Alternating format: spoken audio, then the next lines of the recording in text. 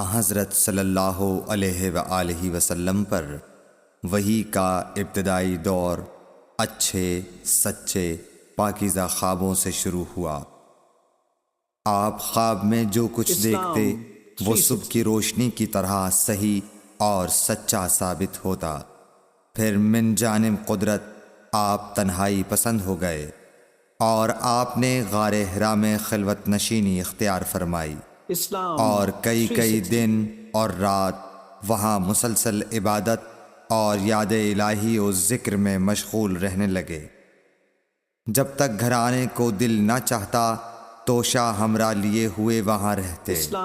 توشہ ختم ہونے پر ہی اہلیہ محترمہ حضرت خدیجہ رضی اللہ تعالی عنہا کے پاس تشریف لاتے اور کچھ توشہ ہمراہ لے کر پھر وہاں جا کر خلوت گزین ہو جاتے۔ یہی طریقہ جاری رہا یہاں تک کہ آپ پر حق منکشف ہو گیا اور آپ غار حرا ہی میں قیام پذیر تھے کہ اچانک حضرت جبرائیل علیہ السلام آپ کے پاس حاضر ہوئے اور کہنے لگے کہ اے محمد پڑھو۔ آپ فرماتے ہیں کہ میں نے کہا کہ میں پڑھنا نہیں جانتا۔ آپ صلی اللہ علیہ وسلم فرماتے ہیں کہ فرشتے نے مجھے پکڑ کر اتنے زور سے بھینچا کہ میری طاقت جواب دے گئی۔ پھر مجھے چھوڑ کر کہا پڑھو۔ میں نے پھر وہی جواب دیا کہ میں پڑھا ہوا نہیں ہوں۔ اس فرشتے نے مجھ کو نہایت ہی زور سے بھینچا کہ مجھ کو سخت تکلیف محسوس ہوئی۔ پھر اس نے کہا کہ پڑھ۔ میں نے کہا میں پڑھا ہوا نہیں ہوں۔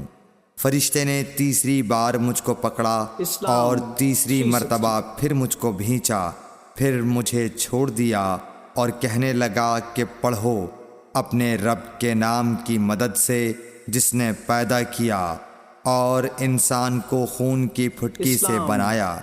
پڑھو اور آپ کا رب بہت ہی مہربانیاں کرنے والا ہے۔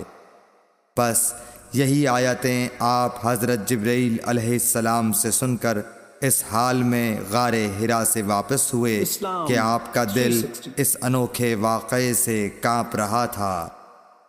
آپ حضرت خدیجہ کے ہاں تشریف لائے اور فرمایا کہ مجھے کمبل اوڑھا دو، مجھے کمبل اوڑھا دو۔ لوگوں نے آپ کو کمبل اوڑھا دیا۔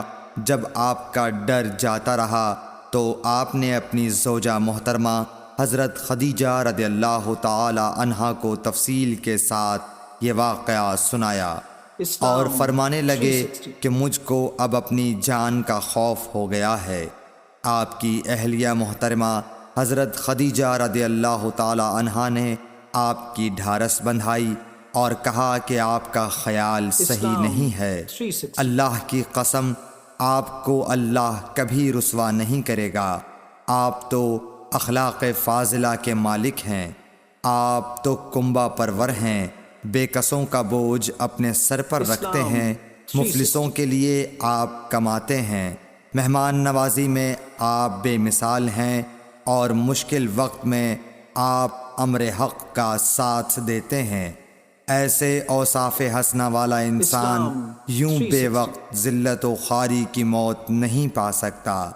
پھر مزید تسلی کے لیے حضرت خدیجہ رضی اللہ تعالی عنہا آپ کو ورقہ بن نوفل کے پاس لے گئیں جو ان کے چچا زاد بھائی تھے اور زمانہ جاہلیت میں نصرانی مذہب اختیار کر چکے تھے اور عبرانی زبان کے کاتب تھے۔ چنانچہ انجیل کو بھی حسب منشائے خداوندی عبرانی زبان میں لکھا کرتے تھے۔ انجیل سریانی زبان میں نازل ہوئی تھی، پھر اس کا ترجمہ عبرانی زبان میں ہوا۔ ورقہ اسی کو لکھتے تھے۔ وہ بہت بوڑھے ہو گئے تھے، یہاں تک کہ ان کی بینائی بھی رخصت ہو چکی تھی۔ حضرت خدیجہ رضی اللہ تعالی عنہا نے ان کے سامنے آپ کے حالات بیان کیے اور کہا کہ اے چچا زاد بھائی، اپنے بھتیجے محمد صلی اللہ علیہ وسلم کی زبانی ذرا ان کی کیفیت سن لیجئے۔ وہ بولے کہ بھتیجے آپ نے جو کچھ دیکھا ہے اس کی تفصیل سناؤ۔ چنانچہ آپ صلی اللہ علیہ وآلہ وسلم نے از اول تا آخر پورا واقعہ سنایا، جسے سن کر ورقہ بے اختیار ہو کر بول اٹھے کہ یہ تو وہی ناموس معزز رازدان فرشتہ ہے جسے اللہ نے حضرت موسیٰ علیہ السلام پر وحی دے کر بھیجا تھا۔ کاش میں آپ کے اس عہد نبوت کے شروع ہونے پر جوان عمر ہوتا، کاش میں اس وقت تک زندہ رہتا جب کہ آپ کی قوم آپ کو اس شہر سے نکال دے گی۔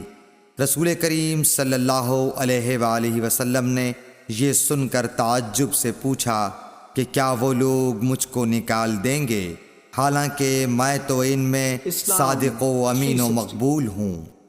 ورقہ بولا، ہاں یہ سب کچھ سچ ہے، مگر جو شخص بھی آپ کی طرح امر حق لے کر آیا لوگ اس کے دشمن ہی ہو گئے ہیں۔ اگر مجھے آپ کی نبوت کا وہ زمانہ مل جائے تو میں آپ کی پوری مدد کروں گا، مگر ورقہ کچھ دنوں کے بعد انتقال کر گئے، پھر کچھ عرصے تک وحی کی آمد موقوف رہی۔ صحیح بخاری حدیث نمبر 3۔